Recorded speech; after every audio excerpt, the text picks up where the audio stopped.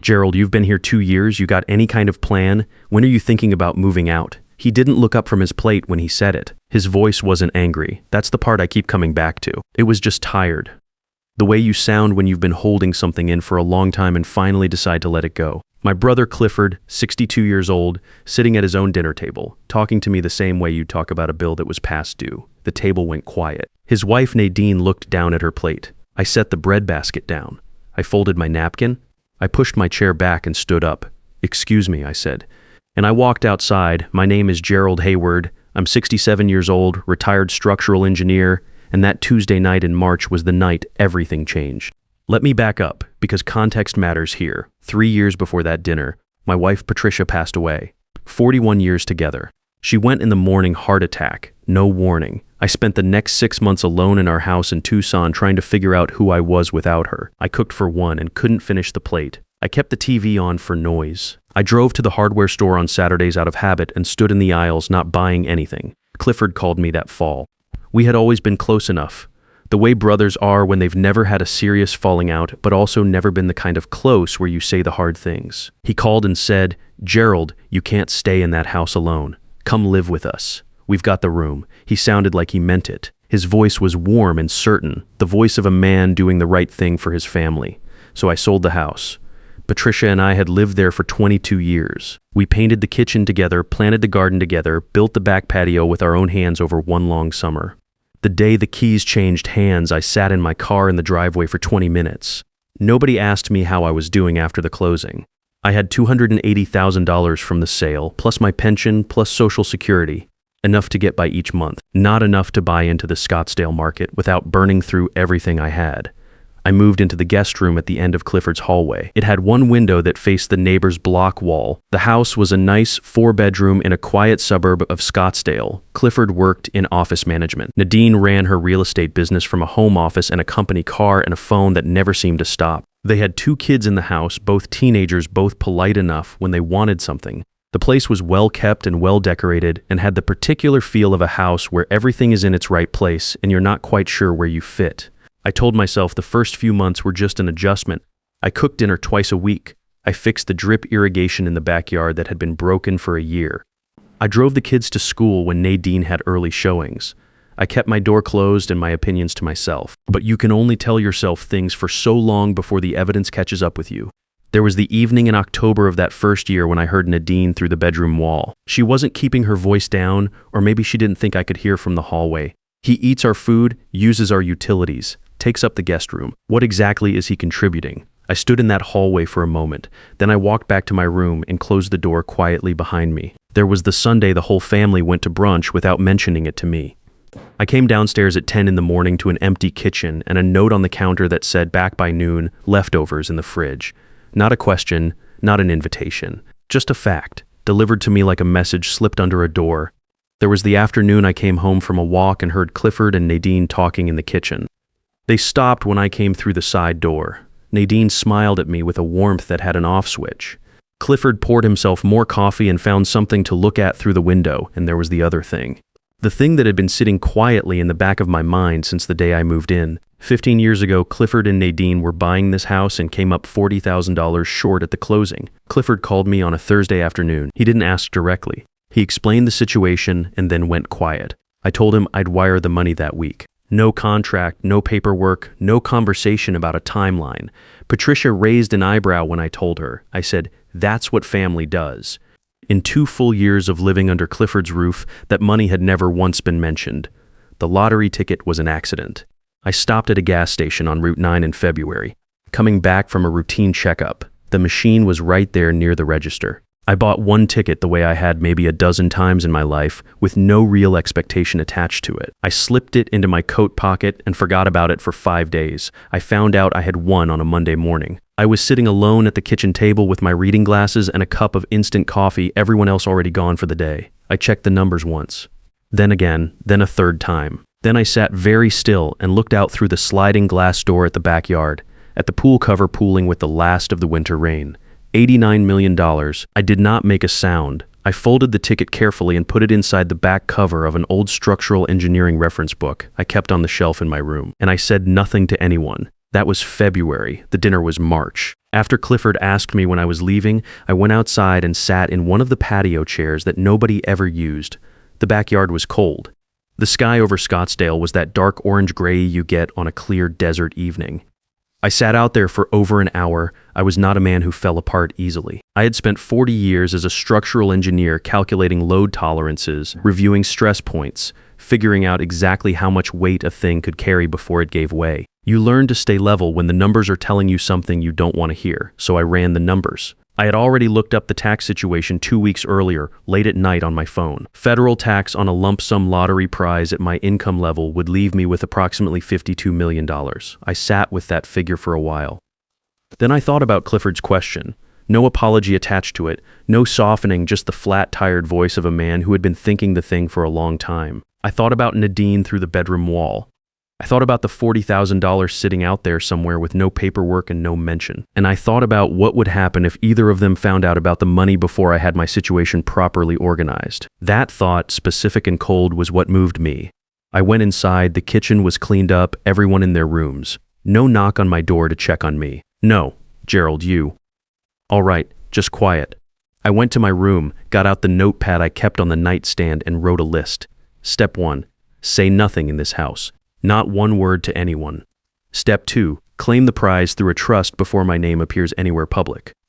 Step 3, establish full financial independence outside of Clifford's awareness. Step 4, find a home, my own. I looked at that list for a while. Then I circled step 4. I was awake by 5:30 the next morning. I showered, put on the gray jacket I wore for meetings, and came downstairs before anyone else was up. I made coffee and opened my laptop at the kitchen table. I searched for estate attorneys in Phoenix who specialized in financial privacy. By the time Nadine came downstairs at 7:30, I had 3 appointments booked under my name. She looked at me with a slightly startled expression, as if she expected me to still be in my room processing the night before. Morning, she said, poured her coffee, and left for the office without another word. I watched her go. For the first time in 2 years, I felt like I was back in my own skin. The attorney's name was Gloria Fenwick. She ran a boutique estate practice out of an office in Scottsdale, came recommended through a financial planning directory, and when I called, her assistant was professional and completely discreet. I told Clifford I had a doctor's appointment. First lie I'd told my brother in probably 20 years. I sat with that for a minute driving over, then decided I could live with it. Gloria's office was quiet and well organized. Good art on the walls, no television in the waiting room. When she came out to greet me, she shook my hand, looked at me directly, and said, "Mr. Hayward, you said on the phone this was sensitive. That means it stays in this room. Tell me what's happened." I laid it out in order. The lottery, the amount, my living situation, the 2 years, the dinner, the $40,000. I gave her the facts without adding color to them. She listened without interrupting. When I finished, she was quiet for a moment. Then she pulled a legal pad toward her. "First thing," she said, "have you signed anything with the Lottery Commission? Given them your name anywhere?" "Nothing." "Good. Arizona allows winners to claim through a revocable living trust. Your name stays completely out of public record. We establish the entity first, then claim. I also want to talk about the loan to your brother. Do you have documentation of the transfer? Bank records from the wire? 15 years old, but they exist." She nodded. "Then we have something to work with on that front as well." I left her office 2 hours later with a folder of documents to review and a referral to a financial advisor named Leonard Beckman. Walking to my car, I noticed that the low-grade pressure I had been carrying in my chest for 2 years had shifted. Not gone, but different. The pressure of a man who has stopped waiting and started moving. Leonard Beckman was thorough and patient. We met 3 times over 2 weeks. He walked me through investment structures, tax implications, charitable giving options, and never once made me feel slow for asking basic questions. The trust was established under the name Hartwell Properties, LLC. Hartwell was Patricia's maiden name. Nobody in Clifford's house would connect that word to anything. The lottery was claimed quietly through the trust. The funds were routed into a private account at a bank on the other side of the city, a branch I had no prior history with. I was meticulous about my routines at home. Same breakfast, same grocery runs, same quiet man reading in the guest room after dinner, the same person they had always looked past. But things shift when you stop trying to disappear into the background. Nadine had sharp eyes, the kind that came from years of reading rooms and reading people in her line of work. She noticed I was going out more. She noticed the folder I had left briefly on the kitchen table before taking it back to my room. I heard her say something to Clifford one evening from the hallway. He's been having appointments. I saw what looked like legal documents on the table before he took them upstairs. Something is going on. Clifford said he'd ask me. He did the next morning. Casual and rehearsed. Gerald, Nadine mentioned you've had some appointments lately.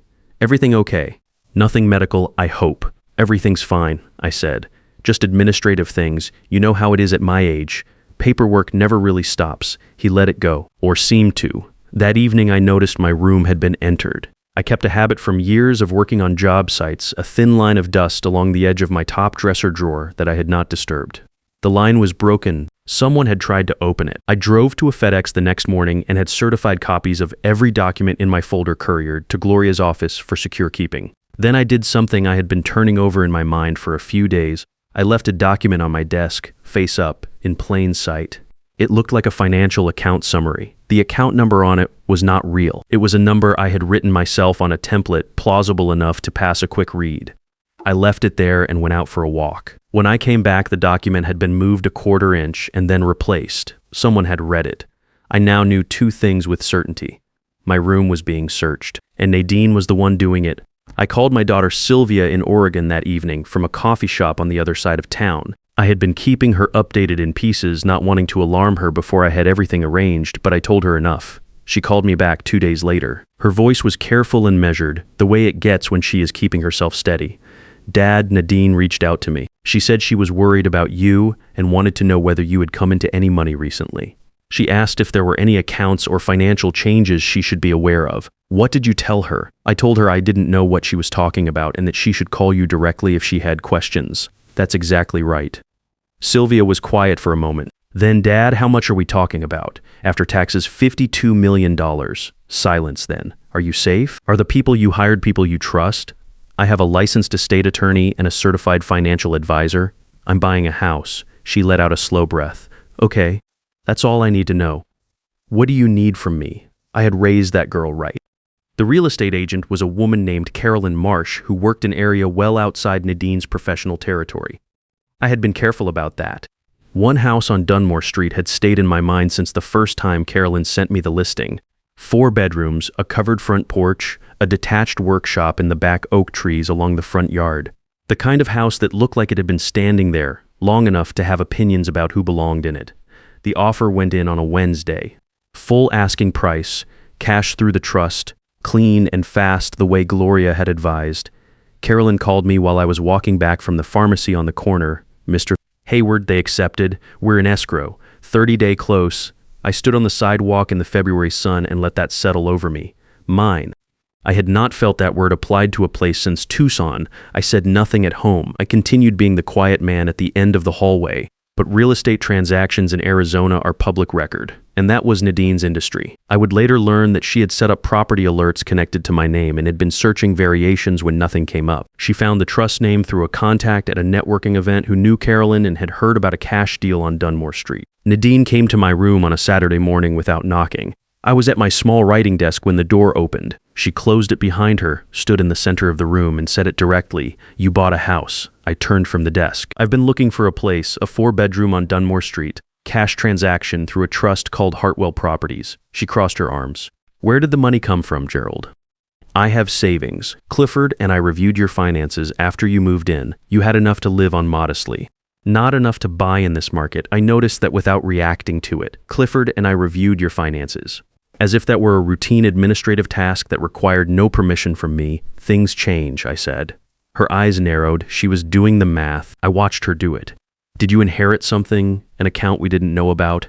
I set down my pen and looked at her steadily. Nadine, is there a reason you feel entitled to an accounting of my personal finances? The temperature in the room dropped a few degrees. Nadine was quiet for exactly the right amount of time. The silence of someone recalibrating, deciding which angle to come from next. We've supported you for 2 years, Gerald. We took you in when you had nowhere to go. I think that earns us some transparency. Took you in there, it was. 2 years of cooked dinners, fixed irrigation, school pickups, and quiet evenings in a room with a window facing a block wall, and the ledger in her mind read, We took him in. You have been very generous, I said. My voice was level, and I'm grateful. I'll be out of your home within the month. I turned back to my desk. She did not leave. If you've come into a significant amount of money, Clifford is your brother. He is your family. He has a right to know. There are estate considerations. Tax implications you may not be thinking through on your own. I have an attorney and a financial advisor, I said without turning around, both very competent.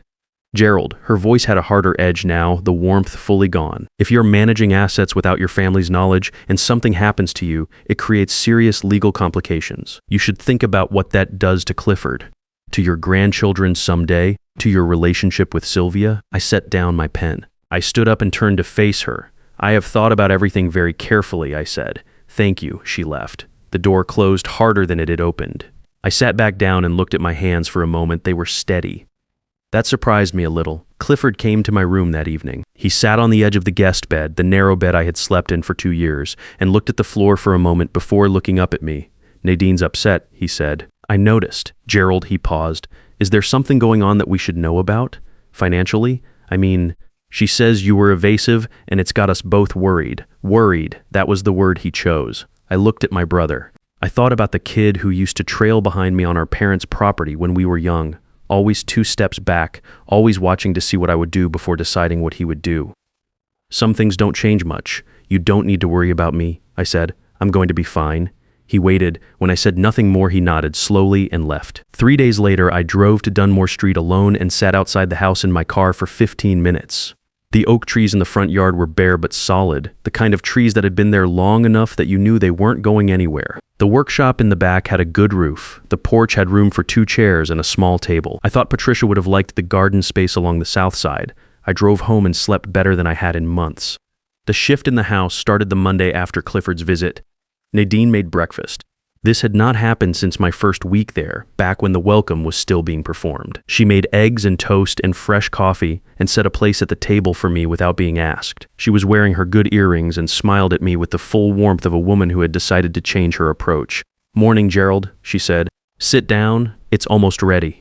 Over the following week, I was invited along on errands, as if that had always been the custom. Clifford started coming home for dinner more consistently and directed more conversation toward me. He asked about my opinions on things, about projects I remembered from my career, about what Patricia had thought of places they had traveled. It was a well-run campaign. I recognized it because I had spent 40 years in a field where the most important skill was knowing when a structure was under load and which direction the pressure was coming from.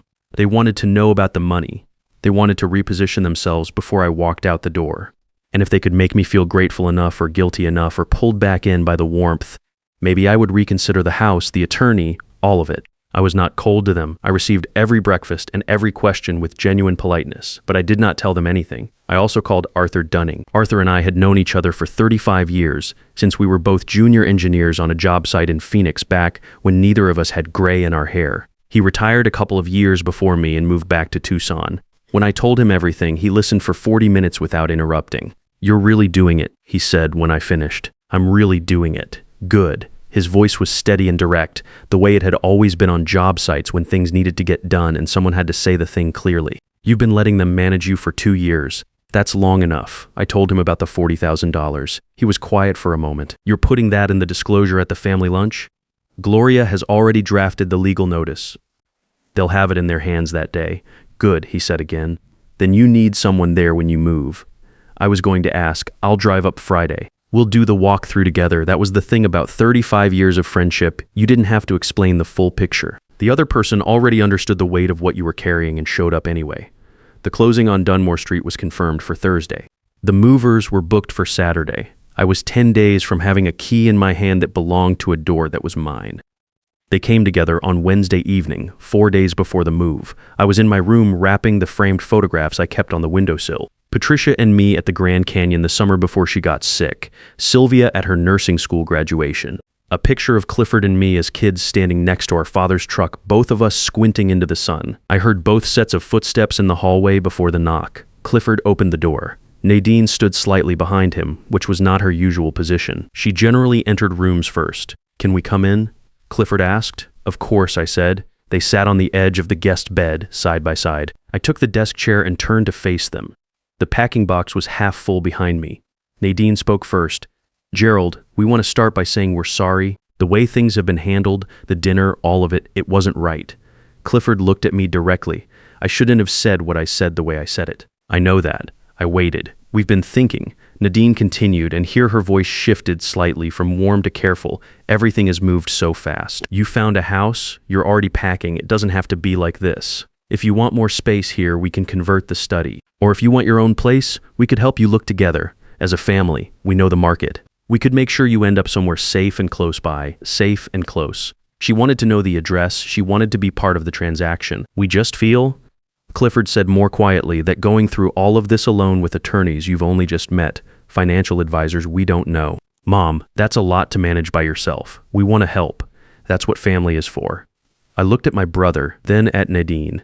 I thought about the drawer that had been opened. I thought about Nadine calling Sylvia to ask about my finances. I thought about took you in, an overhead cost, and Clifford and I reviewed your finances. All of it said with the ease of people who had never expected to be held accountable for any of it. I appreciate what you're saying. I said, both of you. Nadine leaned forward slightly. Gerald, if you've come into money, something significant, please don't make decisions in a vacuum. Clifford is your only brother. Think about what this does to the family. Think about your relationship with Sylvia, with any grandchildren down the road. There it was. Sylvia and I are in good shape, I said. That's not going to change. Then why are you doing all of this alone?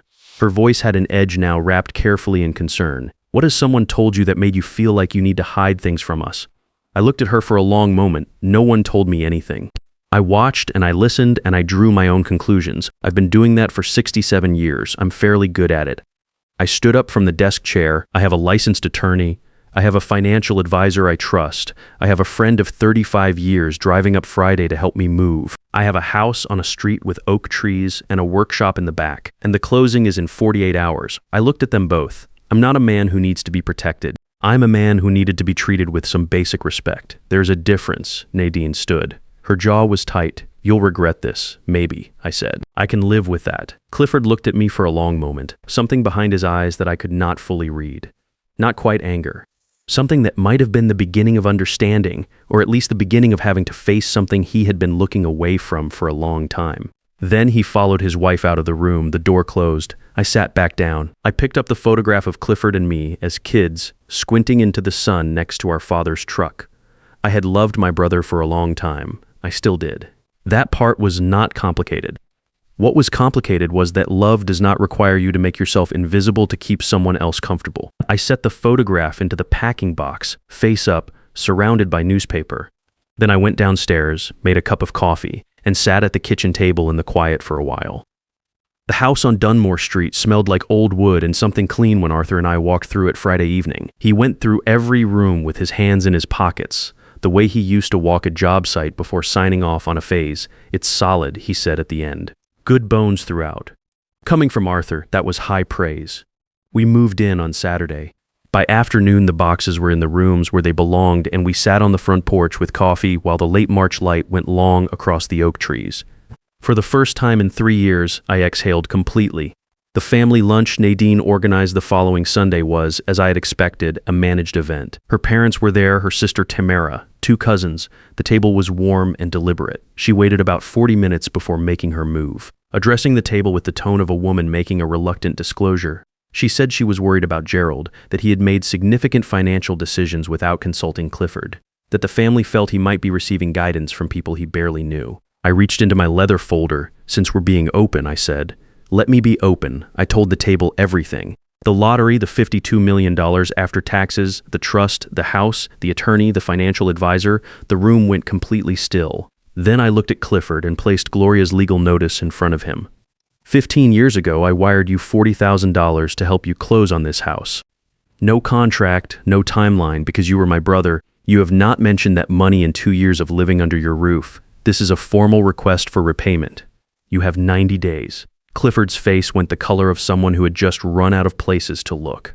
I said a warm goodbye to the people at that table who had nothing to do with any of it, and I left. The $40,000 was repaid by wire transfer inside the 90-day window. No phone call with it, just the transfer and silence. Clifford called me in June. The conversation was careful and slow, 2 men finding new footing with each other. He apologized for the dinner. He said he had let Nadine take the lead on things he should have handled himself. He said he had been looking away from things he shouldn't have. At the end I said, Clifford, the door is not closed, but I'm not the man sitting quietly in that guest room anymore. If you want a relationship with me, it has to be between equals. A long pause. Okay, he said quietly. We met for coffee the following month. It was a start. Norman Raines, my neighbor on Dunmore Street, a retired teacher about a year younger than me, came over the first Saturday with tomato seedlings from his garden. We spent the morning talking about soil and drip lines. He has been good company in the steady way that suits me. Sylvia flew in from Oregon in June. She walked through every room, and when she got to the workshop in the back, she turned around and said, "Dad, this is exactly right." She asked me carefully, not about the amount, not about what it meant for her, but whether I was okay and whether the people I trusted were people who deserved it. Yes, I told her, completely. She exhaled. Then that's all I need to know. I planted a garden that spring.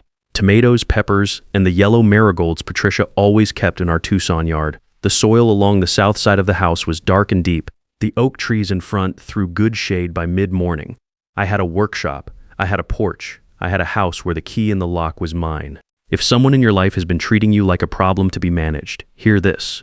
You're not too old, and it is not too late. Fear is useful for about 5 minutes. After that, it is just an excuse to stay in a room that was never yours to begin with. The $52 million was a door. Walking away from that dinner table was the key.